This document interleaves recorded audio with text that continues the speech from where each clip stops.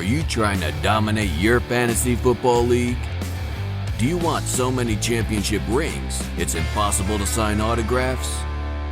Well, crack open a beer, pour yourself a glass of bourbon, and settle in, because you've come to the right place. Welcome to Hammercast. We're here to talk all things football, barbecue, bourbon, and beer. Here are your hosts, Kenneth Smith, David Stidham, and Chad Taylor. It's time to grind. Hey, welcome back to another episode of Hammercast. I am your host, Kenneth Smith, a.k.a. Hammerconda, and I am joined again today by my good friends Chad Taylor and David Stidham. How we doing, boys? Doing good, man. Glad to be here. Let's do this. Yeah. Chad, you doing good, buddy? Yeah, man. Good. Hey, we got a really good show for you today, guys. We're going to run down the top 10 rookie wide receivers from 10 to 1. Dave has put a lot of work into this, and he's broken these guys down, and he's going to share that knowledge with you. And then we're bringing back the old Hammer to Jack segment tonight, guys. I'm excited about that. It's always fun. And then at the end, we're going to do a couple of shot takes, and then we're going to wrap up, and I think Dave might have a giveaway for us. I might have a little something special to give away at the end of the show. Got a little something special. Sounds good. Hey, what are you drinking on, boys? Well, tonight I got something new. I got Fuzzy Zeller. Fuzzy premium vodka.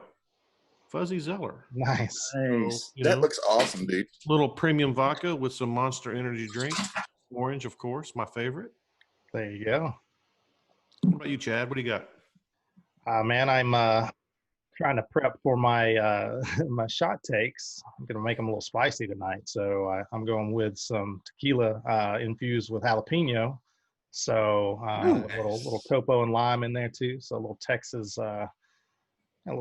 tequila drink here. So I'm digging that. Yeah, I'm gonna have to try that one myself. Cool, man. Well, I'm back with the old standard tonight. I've got my I do have Diet Dr. Pepper. The real deal. Paycheck. And now I've got my my Captain Morgan private stock in there, just a little bit, something to get that flavor just right. That's awesome. So it's pretty good. Yep, I got my Hammercast cup here. Pretty good. I'm gonna have to get one of those. I don't have enough rank to get one of those yet. Well, yeah, we'll see if we can make something happen. I'll talk to the department that handles that. Talk to the board. Yeah, I'll talk to the board about it. Hey, Dave. Hey, man, why don't we just jump right into this thing and get these wide receivers knocked out and give our listeners something to. I'm fired up. I'm fired up because first of all, we have it's probably one of the deepest wide receivers drafts in a long time, and I'm seeing everything across the board on Twitter of where this guy should go, some of these receivers are getting drafted really high, and some are going really low. I'm going to lay it out there for you guys. I'm going to give you a projection, my ranking, and my tier of the top 10, and to be honest with you, there's only a few of these guys you're going to want this year as a redraft. I'm really going to look at this as a redraft format. Yeah, that's important. And if you guys want to pipe in where you think they should go on Dynasty and where that plays, we can do that too. But let's just start with number 10. Yeah. And there's a bottom tier. Actually, believe it or not, guys, there's 5 tiers based on projected scoring of the top 10. And I'll kind of go through that as we go. Number 10 overall. And there's a lot of good receivers, but number 10 overall is going to be none other than from San Francisco, Brandon Ayuk. The kid's got a lot of talent. He's 6'1", 206, great size. Arizona State, first-round draft capital. People often forget about that, first round, pick 125. The only thing about him is he's still raw, okay? And here's the thing that makes me a little nervous about Brandon Ayuk. He was as late of a breakout player in college as you could possibly be. As a matter of fact, a 21-and-a-half-year-old senior is when he finally broke out. Typically, I like my rookie incoming receivers to be underclassmen that come out early, and they're the ones that seem to have the most success in the NFL. But he did break out at Arizona State as a senior, and he had a great season. his size is somewhat, in his style, is somewhat similar to Deebo Samuel. And there's a lot of discussion about Deebo. His injury, obviously, we all know what happened to him. I still think Deebo's going to be back, and he may be they all say that the Jones fracture has a chance of re-injuring and all that. You just can't go by that. And so I think with that running game and the style of play that they play in the 49ers with George Kittle still going to be the primary receiver, Deebo in the running game, I think he's going to be a gadget type player, and I think he's going to have some splashes, and he's going to be good enough to be one of the top 10 rookie receivers, but just barely. And so my projection for him is actually 34 catches, 483 yards, 2 touchdowns, which is going to give him 94 PPR points. Okay. Yeah. I didn't like all of his measurables, right. But what I did like about him was he's a great special teams player, and so he could get on the field in special teams as well. But anyway, he comes in at number 10. What do you guys think about him? I like him, but I think you're right on. I don't see him having a major impact this year, fantasy football wise. You know what? I'm not sure that he will. As long as he's in San Francisco, he may never be a major fantasy contributor. Honestly, I like him. I don't see it, and I just don't see it. I don't like that offense for right. Wide receiver 1 and wide receiver 2 potential. Right. I think that's one of the big handicaps there. Obviously, the way they run their offense doesn't necessarily lean itself to having a receiver really at the top of the charts. I will say that I think if Deebo does miss some of the early parts of the season, I think those will be really important weeks. I understand that's a difficult thing to ask of a rookie receiver, late bloomer. But if he can come in and have some success in those early weeks, that could cement himself in the lineup, earlier and potentially longer than we might have anticipated. So yeah. Right. And I like his measurables, but still, you got to remember, he's a 4.5 40 guy. Exactly. He's just average on the measurables. Okay. Right. Now he's gritty and he's tough and he can break tackles and he's pretty good yards after the catch. But that's all I'm going to put on Brandon Ayuk. He's my number 10 guy. Yeah, let's go. Let's move. Number 9, T. Higgins. Now, a lot of people are probably going to be a little disappointed. They think he should be ranked higher than that. First of all, he comes in 6'4", 215. I love that size. Clemson, he's got the pedigree team, won a national championship, runner-up, first-round draft capital.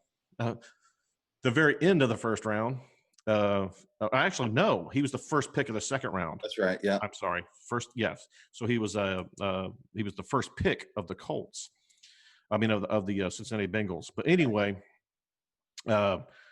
AJ Green's back, guys, and don't forget John Ross is back, and you got Tyler Boyd, you got a rookie quarterback, you also got a pass catching running back in Joe Mixon, and I just see a lot of players here that are all going to get the rock, and I don't like his measurables. I think he's going to be good. I think he's going to make some splash plays. He's a true college stud. What I like about him, he can play all 3 positions on the field. He could play the slot. He could play the X. He could play out. I mean, he can do all those things. But I think 21 is going to be his year. I think 2020, if A.J. Green is healthy, and people don't realize that offense was really designed around that burner. And you remember what John Ross was doing last year when he was starting. And I don't think Higgins is going to come in right away and just displace him. He might, but I have a hard time thinking it's going to happen right away. And for that, I have him in my top 10, but he's number 9.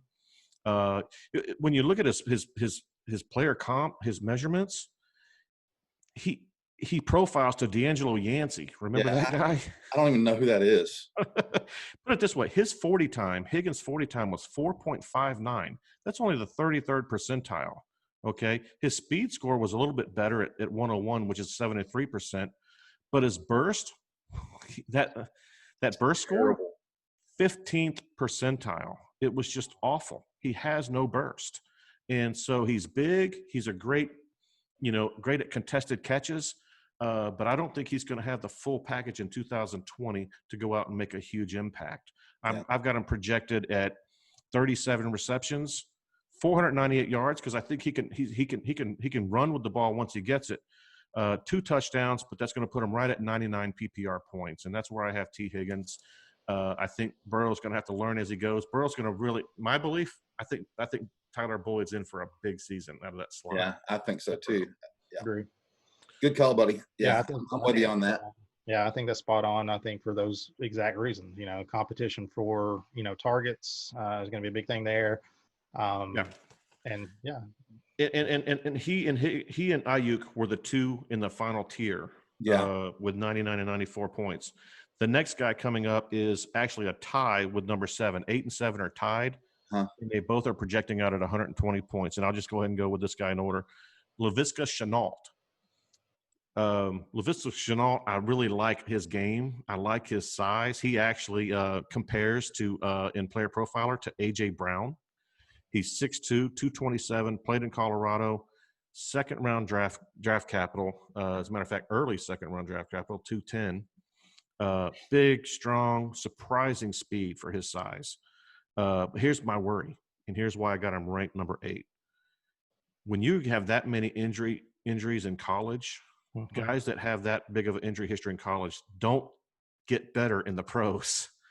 It gets harder and to stay healthy in the pros. And I'm really concerned about his being able to stay healthy.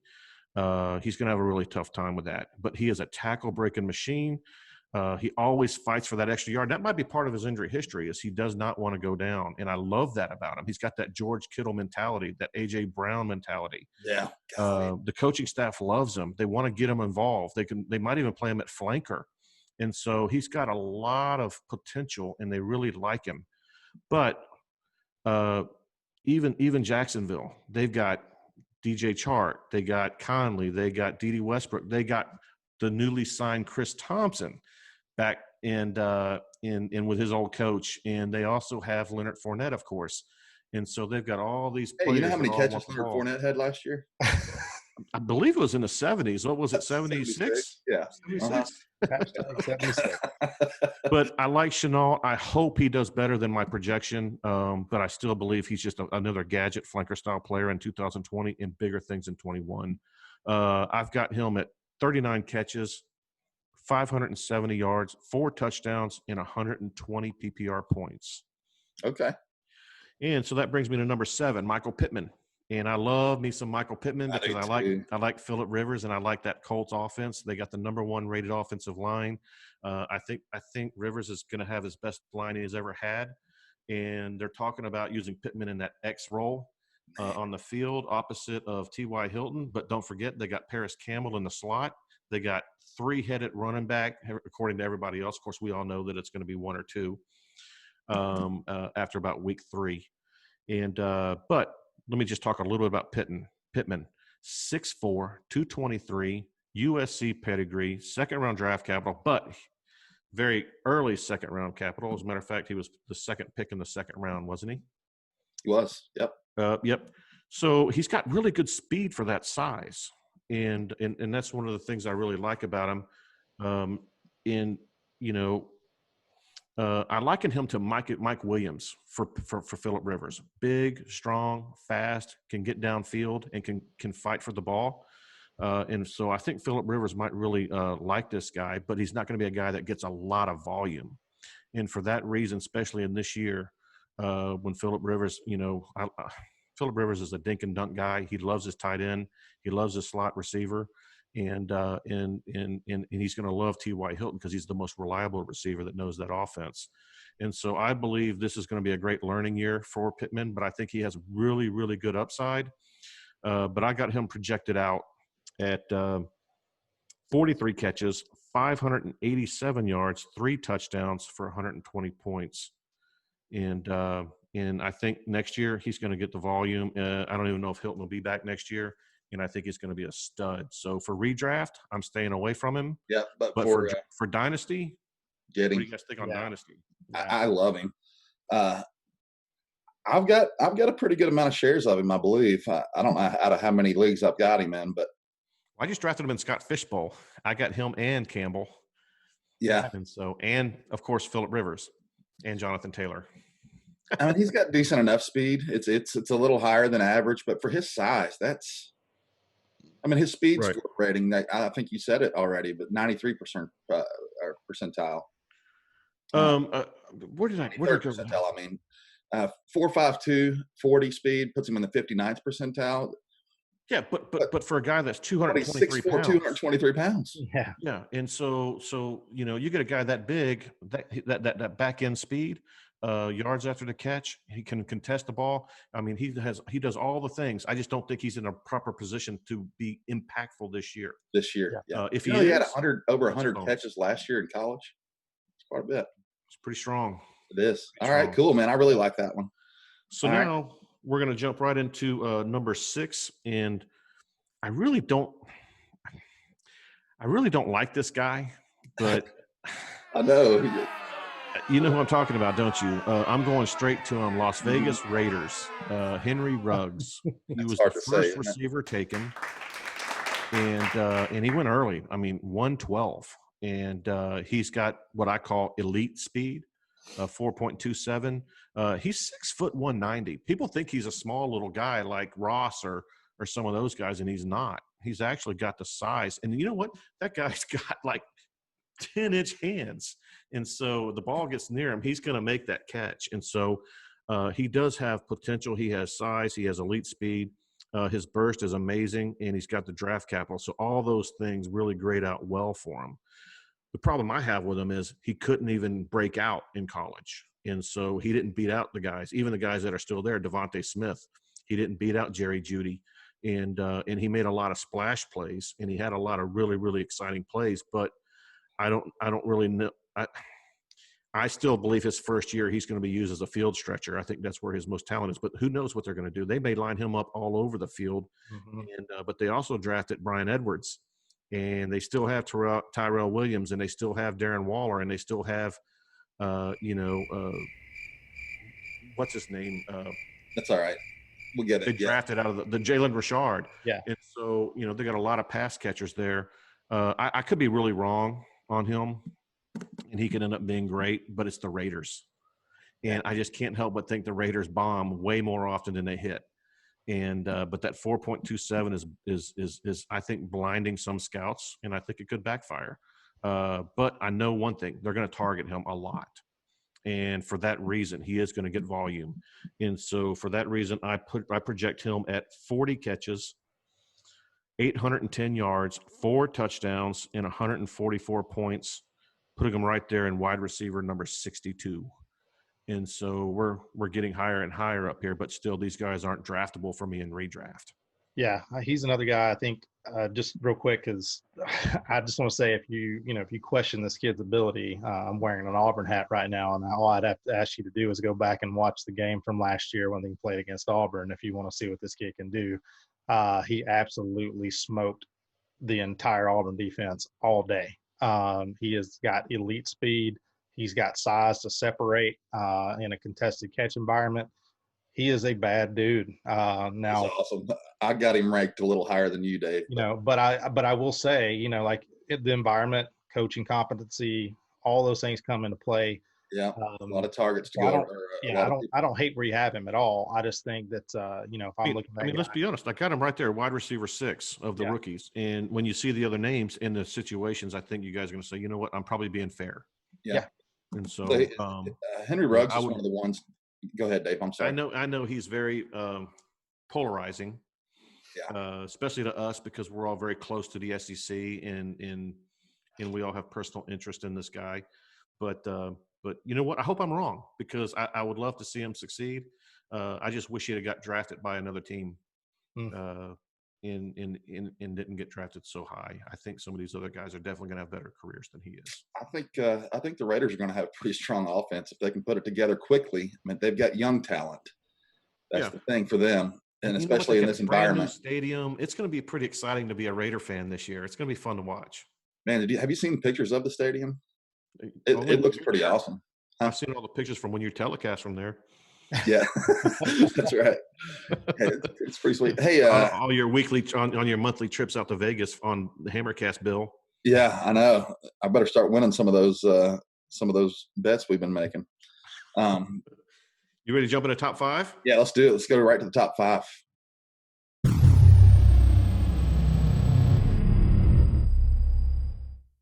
All right, top 5. This is going to be a shocker. Number 5, Denzel Mims. Guys, you guys, I've been talking about him from day one. Here's my only issue, obviously, is he's with the Jets. Okay, but he is with the Jets. He's 6'3", 215, which is perfect size for NFL. Second round draft capital. But as far as measurables, he is the complete package. Okay, size, speed, skill, to be a big time NFL playmaker. My biggest concern, obviously, and you guys will, I hope, agree with me, is his lack of quality defense that he had to play against in the Big 12, which happens to be a concern with me for Lamb, who I'll be talking about in just a second.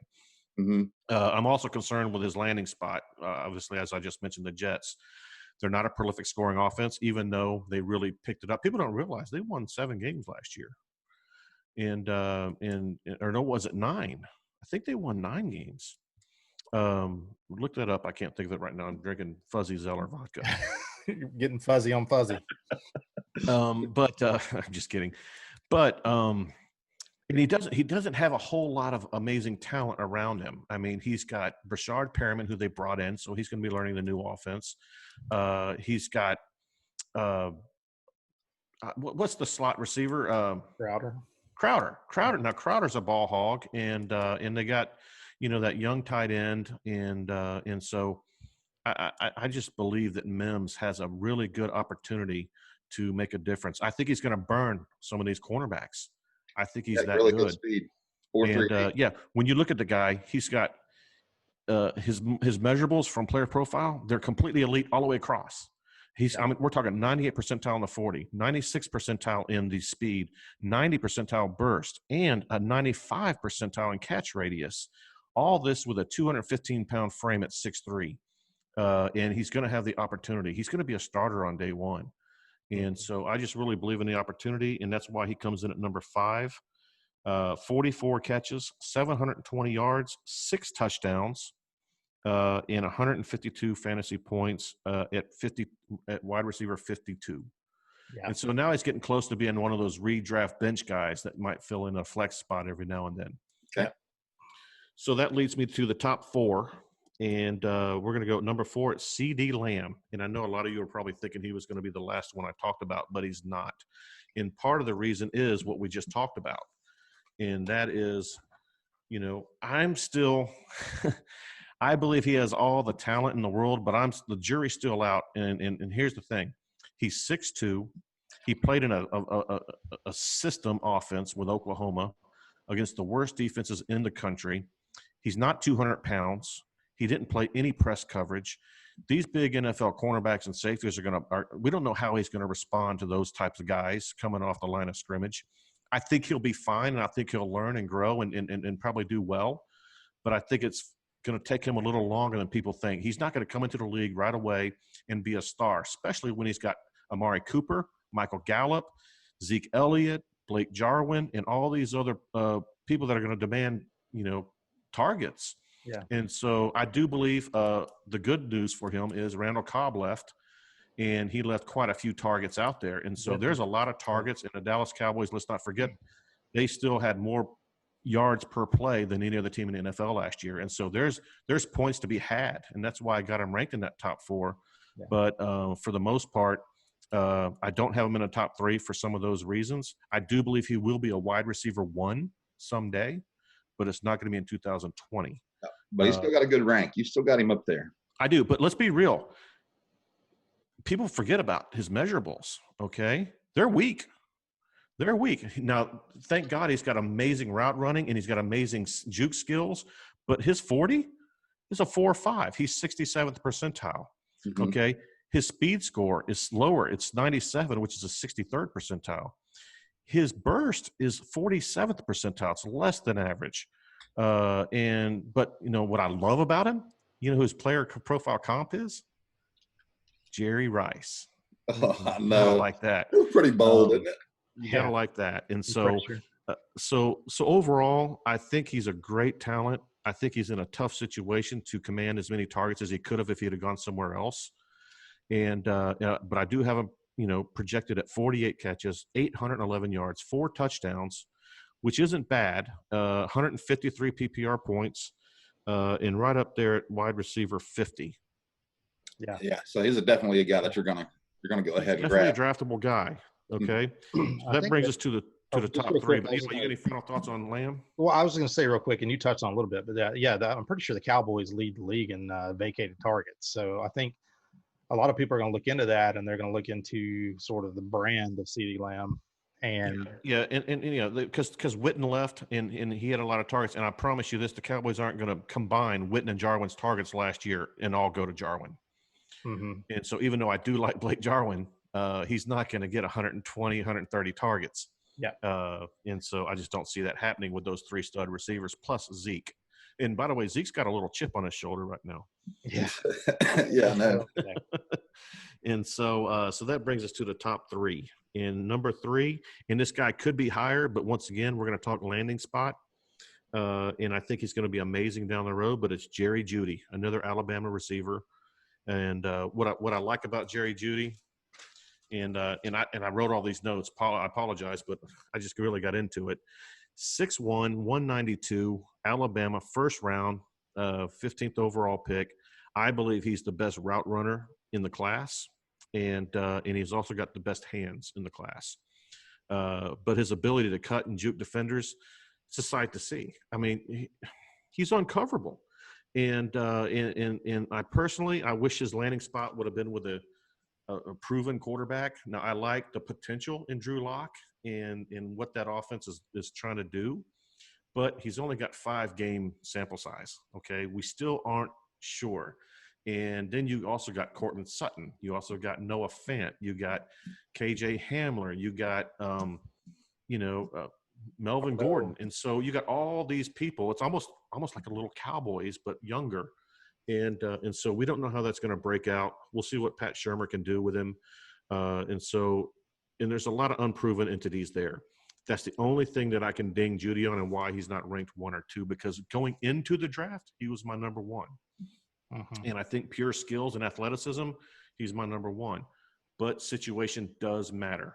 Landing spot does matter. And so that's kind of where I have him. I love his measurables: 4.45, 40, 80th percentile, 98 speed score, 64. But his burst is nothing special. It's actually 41st percentile. But he does comp to Jeremy Maclin, and Jerry Maclin is a great route runner. And I have him projected out. By the way, he had a 25% college target share for Alabama. It's pretty astounding. His projection: 51 receptions, 789 yards, 4 touchdowns, 154 PPR points. And that is tier 2, Jeudy, Lamb, and Mims. They're in a tier by themselves. And that brings us to the final tier. There's 2 guys in the top tier. And number 2 is Jalen Reagor. All right. I'm sorry, guys. I apologize. I just went on and on. Do you guys have any thoughts on Jeudy? No, it's fine. No, I mean, we're Yeah, good. you're doing fine, man. You summed it up perfect. I mean, he's a great talent. But the number one thing you said in that whole thing was that, situation matters and where you land matters. And I think that's also going to play into who you have at 1 and 2. It absolutely is. It's such a perfect point, because that's exactly where I'm going with this. And number 2, Jalen Reagor, Philadelphia Eagles. What I really like about him is his size. He's 5'11", but he's 206. Okay. Also first round draft capital. Here's the thing people don't realize. Now, he played at TCU. He really had a tough time with his quarterbacks. And this guy's got so much talent. What people don't realize, did you know that he played with 7 different quarterbacks in his 3 seasons? Well, that may explain his low catch rates. I've been looking at those as we've gone through. For example, Jerry Jeudy is up 75% catch rates over his last 2 years. And I'm sure you're going to touch on it, but the guy he's a great talent. He's an amazing talent, but he's had, uncatchable passes, one of the worst in college football. 7 different quarterbacks. As a matter of fact, the quarterback last year was the worst in the entire conference. If he would have played for Alabama, LSU, or Clemson or Ohio State with his skill set and his size, I believe he would be possibly the guy we're talking about as the first pick taken of the wide receivers, if not overall. This guy's really talented. There's not a weakness in his game. And so, I love his game and I love his landing spot. He can handle himself in tight coverage. He can handle contested catches even at 5'11". He kind of reminds me of that Steve Smith style. He's a fighter. Yards after catch is scary good. And Philly is not in a great position with their receivers. I mean, you got Deshaun Jackson. Who knows what's going to happen with him? He's a walk-in injury, and he's also a head case. J.J. Arcega-Whiteside, he was just completely bombed last year, showed no burst, no ability to get off the line of scrimmage. We don't know what's going to happen with him. Alshon Jeffrey's still injured, and they're saying he may end up on the PUP list.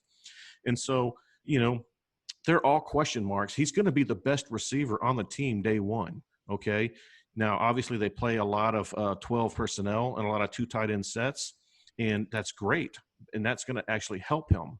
And so those two tight ends will help him, and I expect a very strong rookie season for him for those reasons. His measurables, 4.47 40, and they was disappointed with that. They say he plays much faster than that, but that was still 74th percentile, a 100 speed score at 70th percentile. But listen to this burst score, 140.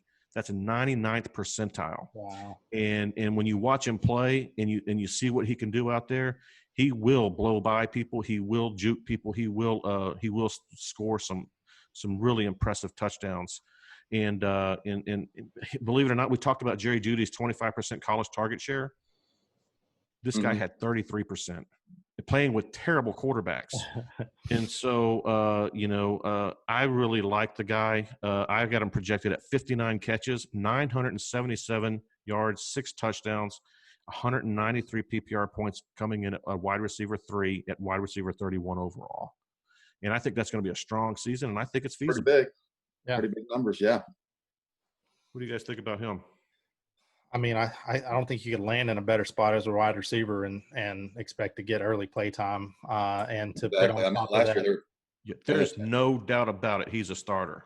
Yeah, and to put on top of that the measurables that the guy brings into it as well. And you got a really good quarterback. He's going to have the best quarterback he's ever dreamed of compared to what he's had in his college career. So, and Wentz is going to lead him. I really believe, you know what? And it's really close between him and my number one guy. Yeah. And so I believe Jalen Reagor is a coin flip to be the number one rookie wide receiver this year. Yeah. And folks, now here's the thing. I put a little teaser on Twitter today, and someone goes, "There's no way I draft those guys that high." I said, "Look, dummy, I don't want you to draft them that high. I didn't say draft them at wide receiver wide receiver 3, wide receiver 31. You draft them in the 7th and 8th round, right? In the 9th round, and you get that value, especially in a redraft. That's really important. Because just for a second, I want to talk to average Joe player right now that's looking at trying to plan for his draft here coming up. You're going to see tons of players in your leagues that are going to jump on the hype of whatever college, star that was out there. And this happens every year. People jump on, they draft people early, draft them way too early, especially with receivers. We know from history, receivers probably the hardest position to break through early on. Well, yeah, you could argue with tight end, but receivers much, much more difficult than a running back. Absolutely. Yeah. And so don't make that mistake is all I'm saying. Especially this year with the COVID. Exactly. Limited time in the system. Yeah. And I doubt they have preseason. And so it's really going to be tough on receivers this year, but that's why I only got 2 guys in this final tier. And that brings us to wide receiver 1.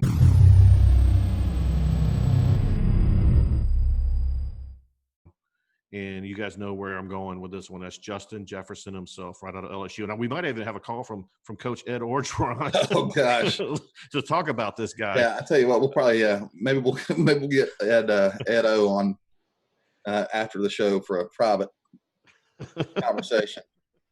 I don't know. We need to sneak him in. But anyway, yeah, Justin Jefferson. Let me just go down the numbers here. First of all, I love 6'1", 202. I love his pedigree, LSU. He's first-round draft capital. He is your instant starter day one. in Minnesota with a very strong running game and a very efficient quarterback. Okay. Diggs is out. He's in. He's instantly better than Beasley Johnson or whoever else they have. Obviously, some people are giving a lot of love to Irv Smith, and deservedly so, but they are a traditional two receiver set. And actually, they run multiple sets. I believe he's actually more talented than Stephon Diggs, and he's the most natural runner with the ball in his hands of all the guys in the draft. Okay, or in this class, and he's incredibly intuitive as well. And I believe he by far has the best opportunity with his landing spot and a lot of great players around him. And he's going to be fantasy relevant on day one. He's got great size and he's got the speed, and I think he's just as good as a route runner as some of these other guys we talked about. Player Profiler has him at 4.43 40, which is 86th percentile. A 105 speed score, 82nd percentile. A 126 burst, 80 percentile.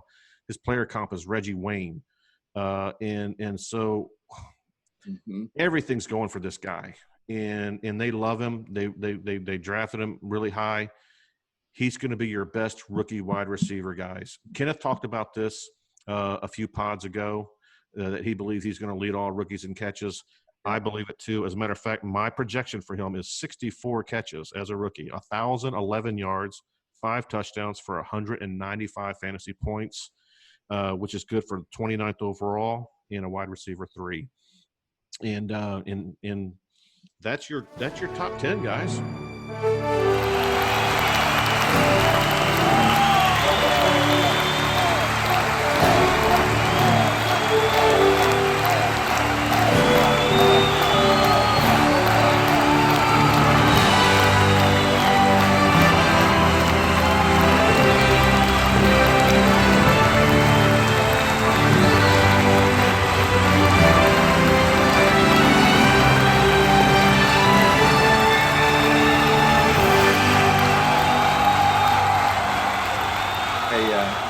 One thing that stood out to me on Justin Jefferson, other than the obvious things that you just discussed. Mm-hmm.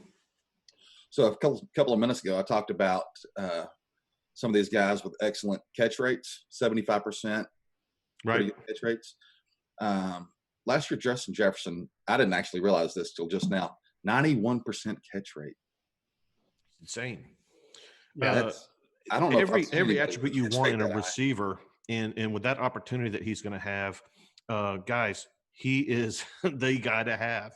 Yeah. And when he came out to the combine and he blew everybody away with his surprising speed score and 40 score, that instantly put him right in my top 3. I still like Judy overall best, but landing spot gives it to Jefferson for me. Yeah, I think it's hard to argue that. I guess Rager, you could potentially say landed in a better place, but I mean, it's coin toss there. And when you think about that, Chad. That's a good point. If Rager landed in Minnesota and Jefferson landed in Philly, where would you land? Where would you rate these guys? I would put Jefferson over. I would still have Jefferson first, I think, because at that point, I think that here's the difference, right? I think that the difference would be, I think Wentz brings a little bit more to the table than Cousins, and then on the flip side, I think Jefferson brings a little more to the table than Rager does. So, even if I think it would be the same outcome. But yeah, I think they're both going to be really good, and I think they're going to surprise, and they are going to outperform CeeDee Lamb. They're going to outperform Jerry Jeudy. They're going to outperform a lot of these guys that got drafted ahead of them. They're way going to outperform Ruggs, and so it's going to be fun to watch. But remember, my sleeper, number 5, baby, Denzel Mims. There we go. All right. I might catch some heat on it, but you know what? I stand by it. I did the work, and that's where I'm at. Yeah, I love it. Hard to argue with measurables. Hard to argue with Mims measurables. I mean, it's crazy across the board. And I truly believe Gase is going to get fired, maybe before the season's over, and when that happens, maybe they'll bring somebody in that realizes what they got and somebody that can work with that young quarterback. Because I think Darnold's still got an arm. Darnold is actually younger than Joe Burrow? I didn't know that, actually. Yes, he's younger than Burrow. He's still only 23 years old. Yeah, he'd be the youngest quarterback to start and lose his job in history. Shut up. Hate. Let's get hammered or jacked. Okay. Let's do it.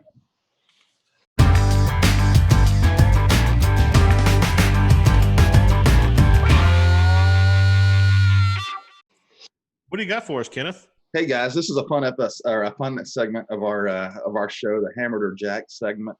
This is basically our I'm buying that or I'm selling that. You get it. Buy or sell. Yep, buy or sell. So I've got a few for you, and it looks like I think we'll just go with some teams. Maybe they're it's kind of like an over under. Team totals. Team totals. Team totals. Win totals. Yep. Let's do it. All right. So I'll read it. Dave, you want to take the first one, and then Chad, you can give your answer, and then we'll start the other way. The next one. Yeah, sounds good. Chicago Bears, boys. Ooh, what do you got? 8. Chicago Bears will win 8 games or more. So I am going to go with that. If you hammer it, then you're going over. That is jacked up. I don't buy it. I don't buy it at all. I do like the fact that they brought Foles in. He is going to start, and for those people that think he's not, You're wrong. they already fired him. They already said you're not getting a new contract, and they brought in Foles, and they brought in his old coach. It's over. He won. Yeah. Foles is in. Yeah. Foles is going to have a complete disaster. But anyway, to the point, I don't think that's enough. I think that's a good line. I think it's sitting right at 8 is good. I don't want to say over, so I have to call it under, and so I'm jacking it up. Yeah, I mean, I think Foles is going to make a big difference there. I think they're going to be well improved. But I can't go to 8. I must have to say that's jack too. Like I think that, I mean, it's close. 8 wins get you in the playoffs. Well, here's the thing: is I believe Detroit, Green Bay, and Minnesota are all better. Yeah, and they're all in their conference, and I think that's going to be tough for them to get 8 wins with being in that conference with those 3, being the worst team in their conference. Yeah, I agree. I think they'll be better, a lot better. I'm not willing to go beyond that. Well, again, on this whole COVID situation, even though Foles is not a rookie quarterback, he's a new quarterback to their players. Yeah, right.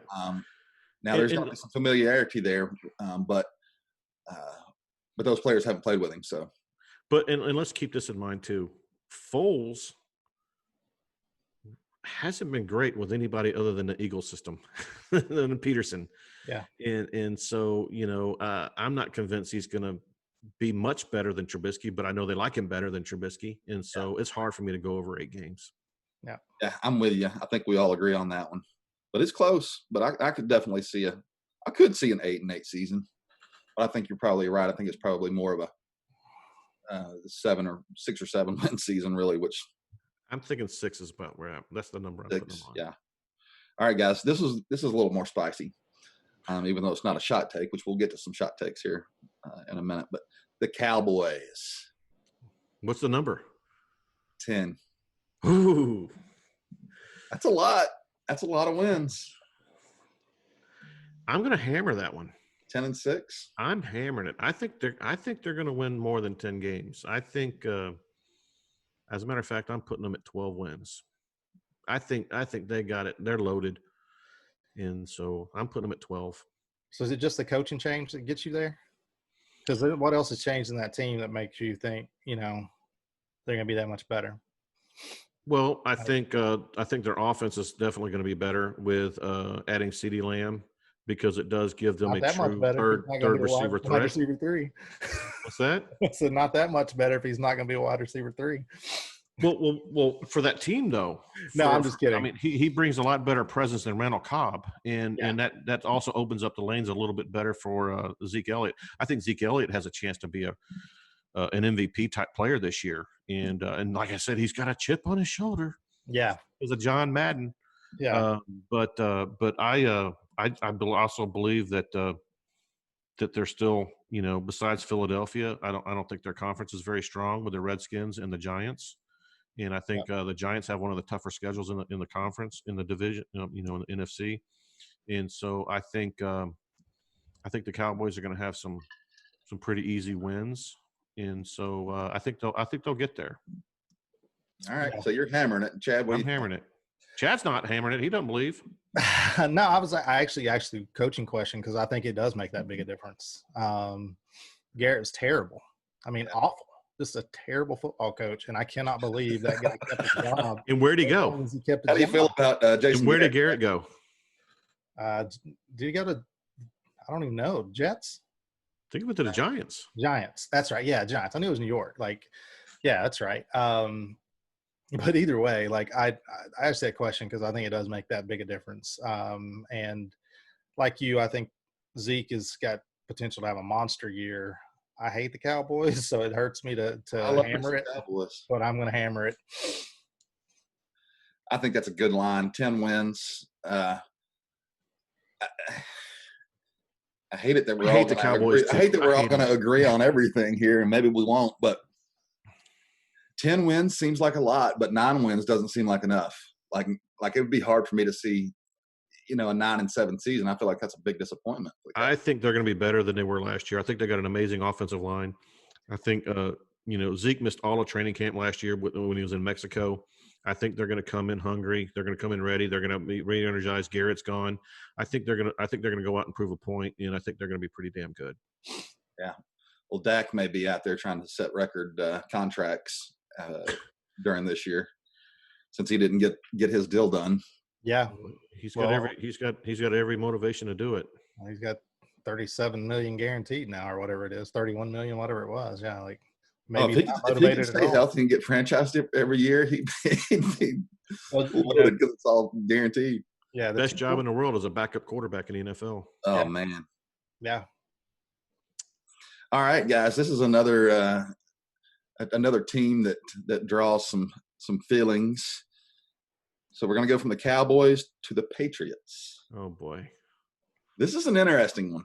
All right, what do you got? We know the quarterback change and some of the things happening there. Patriots, 9 wins. So they got a new quarterback coming in. Chad, you want to take this one first? Chad, you go with this one. Chad, who's the quarterback? He's hammering it. He's gonna hammer it. Hey, The sledgehammer. I'm gonna go with trusting in Cam and trusting in the real GOAT, who is Bill Belichick, until proven different. I didn't really think about this until just now. The Both guy won quarterbacks are Auburn boys. Yeah, exactly.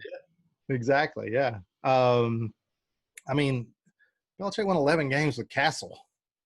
So, like, I'm going to hammer it until I'm proven otherwise. I'm going to say that Bill Belichick is going to get more than 9 wins. So that's where I'm going to go with that. All right. I'm jacking it up. Yeah. I think Finally some disagreement here.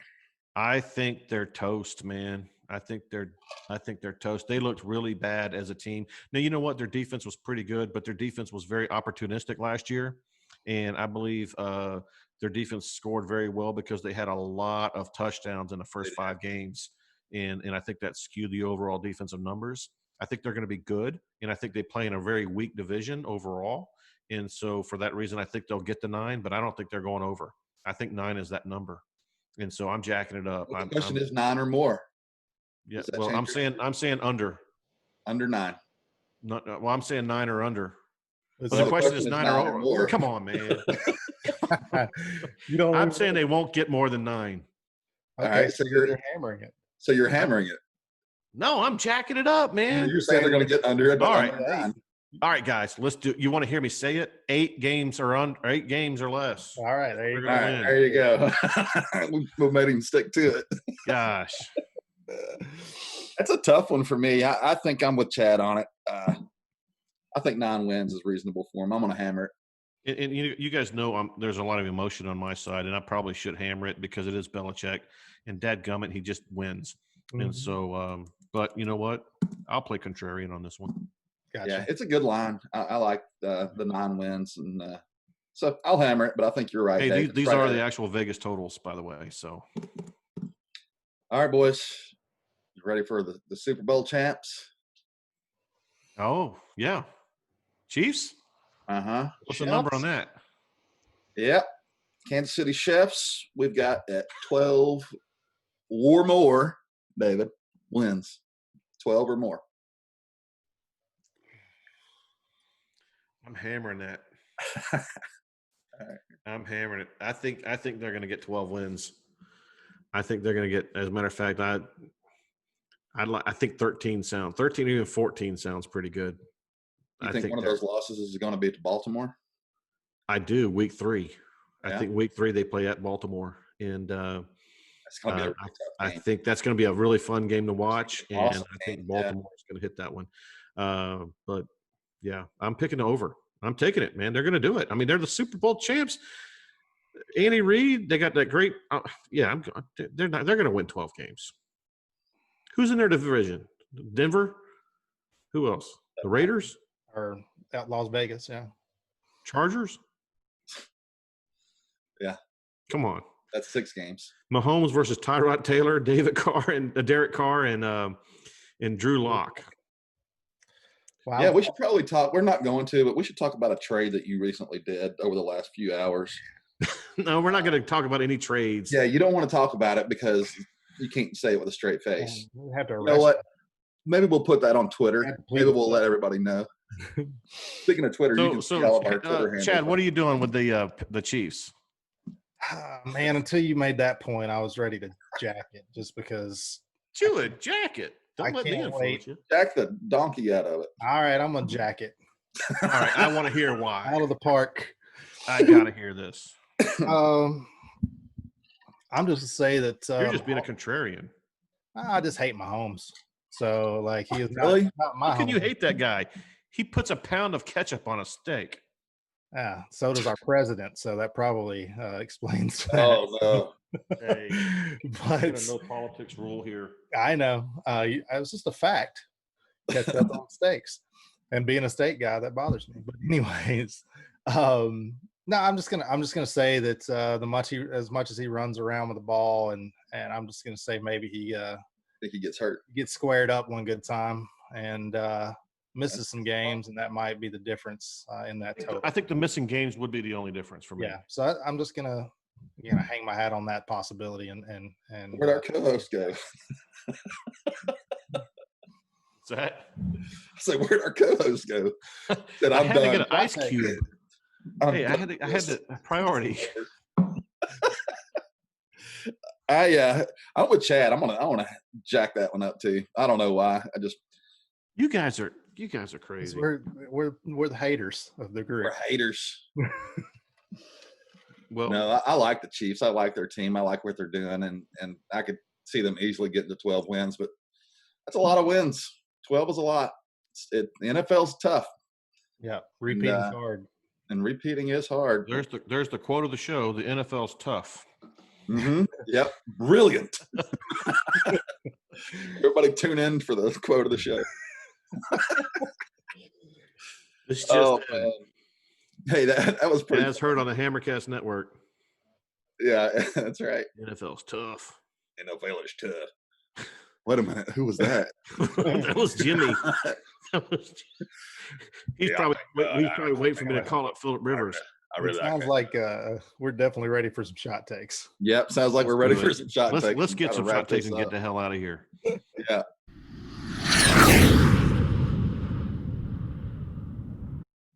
Who wants to go first? What's the theme? MVP, baby. Regular season MVP. Yeah, offensive MVP. All right, so we're not going to go with the obvious players here, right? It's a shot take. Do whatever you want. Shot take. MVP. I'm going first. Mm-hmm. And you guys, the player that I think could or should be the MVP of the league this year, I'm not going to pick him just because he's a running back, and we know that the NFL is impartial to that. It's going to be a quarterback. It always is. I really believe Alvin Kamara is going to have an MVP-type season. Yeah. But I'm going to go with Drew Brees. I believe that team is set up with the offensive line. I think Kamara's back healthy, a chip on his shoulder. Adding Emmanuel Sanders and with Michael Thomas and Traquan Smith along with that defense, I just believe the Saints are ready and they're going to have a great year. And Drew Brees has a chance to win the MVP, and then he'll retire and be done with it. Maybe. Not on the sunset. I love Drew Brees, man. I want him to. He's a badass. Yeah. I like it. he is. I mean, yeah, I think it'd be real easier for us to sit and say, Lamar Jackson or Pat Mahomes. Like, I mean, those are. And you know what? They're going to be the front runners, but Yeah, that's but an that's easy not a take. Yeah, it's not a shot take. Yeah. So if you want a shot take from me, Oh boy. Let's hear it. drinking my spicy. No, don't be. No. Oh, here we go. Let's go. He is drinking tequila tonight, Kenneth. Drinking my spicy tequila. Got my my Auburn Tigers War Damn Eagle hat on. Mm-hmm. I'm gonna say Cam Newton. Wait. You're saying Cam Newton is NFL MVP? NFL MVP with Bill Belichick at the helm. Book it. Book it. Maybe don't book it. All right, we'll talk about it a little bit. I mean, he's 31 years old. No 31-year-old's ever had a successful rushing season. You gonna talk about age and you name Drew Brees? But Drew Brees isn't known for his rushing. Drew Brees is an actual passer. He's not gonna have to rush. He's not. He got to be Lamar Jackson. But Cam Newton's never had a high passing completion percentage. Cam Newton is a former MVP, right? Yeah, he'll get the goal Because line of his work. rushing. He'll still run the ball. Like he doesn't have to run it like Lamar Jackson does. But he's got all those great receivers. Hey, he's got Bill Tom Brady Belichick. had all those great receivers. Like, I mean, it's how many great receivers do you have in Carolina? Outside of Steve Smith. Yeah, that's what I was going to say, Steve Smith. But other than that, I don't know. You know what? It's a great take. Yeah, It's a great take, and you know what? You're believing in the Bill Belichick. You believe in the Patriots, and he is an MVP type player. So let's see what happens. Vegas. I'll tell you, Vegas doesn't think it's any crazier than Breeze because they're at the same odds. So, are they really? I did not know. 2,500 plus 2,500 for either one of those cats. So, wow. Wow. Yeah. Well, I feel stupid. Of course, I feel stupid all the time. 2,500 to 1 on Breeze, though, seems pretty good bet, huh? I feel a lot better about that one, honestly, than I would with Cam if I was putting my money where my mouth is. But this shot take, so I'm gonna go with my shot take. I like it. Hey, I'm gonna stay. I'm gonna stay with mine, but in the Patriots organization. But I'm gonna take the guy that moved out of there. Oh no, not Gronk. I don't think Gronk is going to be the MVP. But he's on the same ironing team. board.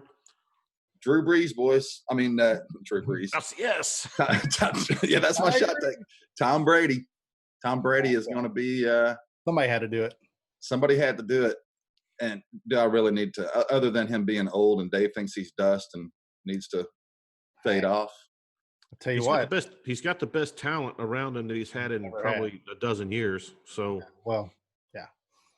I could see Randy Moss year and but yeah, this is the best he's had in a long time. I could see him having a really, really good year. I've got him in my top 10 quarterbacks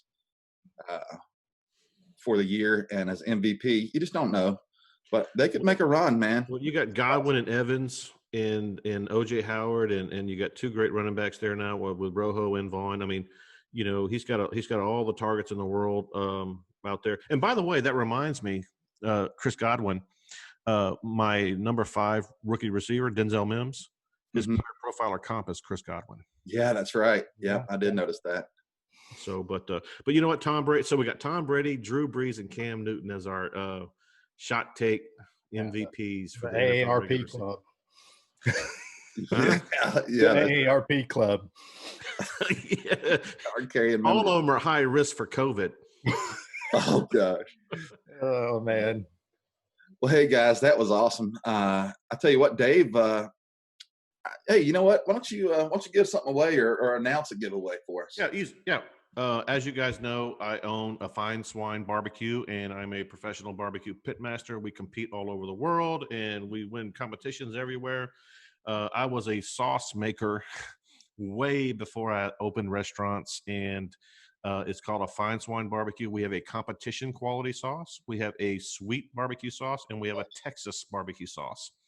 All you got to do is like this podcast and give it a 5-star review and say something nice. And whether you see it, whether it's on Spotify, Apple, Google, whatever, YouTube, however you see or and absorb this show. Mm-hmm. Like it, subscribe, and leave a nice comment, and you're going to be automatically qualified. And guys, trust me, we're new. We're not getting a lot of these comments and such, and so there's a really high probability for you to win. But I'm going to send you a pack of all 3 sauces, and they're really quality sauces, and they're going to go right to you next week. So please like, comment, review. It helps us grow. It helps the show. And it really means a lot to us, and we really appreciate you guys. Yep, you can find all of this content at all the places you catch social media. But one of the easiest places to go is hammercast.com.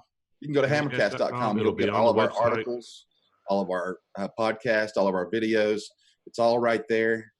And don't forget to sign up for the Alvin Kamara signed jersey by joining the Hammer Nation. And we're not going to hammer you on those emails.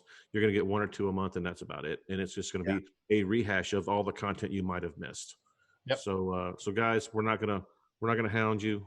We just want to engage with you. Yep. Sounds good. That was a fun show, guys. I'm glad that we got back to Hammered or Jacked and some shot takes. And this is kind of our meat and potatoes of what our show is. And then we like to throw in some of these other things, some quick videos, some quick hits, but this is really a full pod that we really enjoy doing, and we hope that you enjoy it too. So catch us on hammercast.com. Stay tuned for our next episodes and podcast coming up. If you join the Hammer Nation, you'll get notification just a couple times a month with all of our content. So thanks a lot. Thanks, we'll guys. catch you next time. Peace out, guys. Take care. Did you get all that? If not, make sure you head over to hammercast.com, subscribe, and join the Hammer Nation. Until next time, keep grinding.